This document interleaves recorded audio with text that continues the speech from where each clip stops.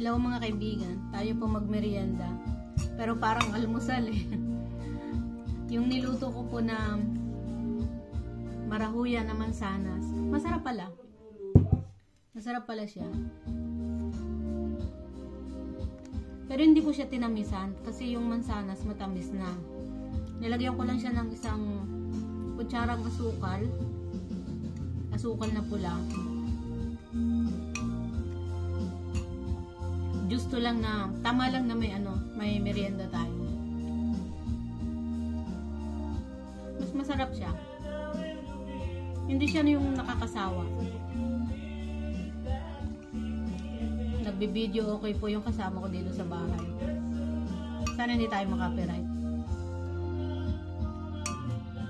Plus may kape na walang asukal. Pero may gatas. Ito ang Pinoy.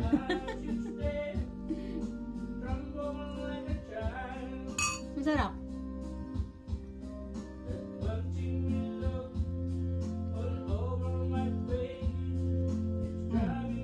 Subukan nyo rin.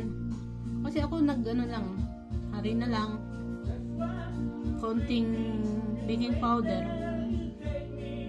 Hindi ko na nga siya sinukat yung harina. Basta 2 kawot ng harina. Baking powder. Saka 1 mansanas. Ginadgad ko. Ayan.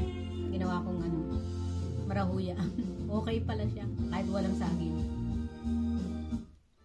Bye-bye. Salamat po sa panunood at sana nagustuhan niyo yung merienda ko. Kung gusto niyo, gayahin niyo po para masabi niyo rin na masarap. Bye-bye.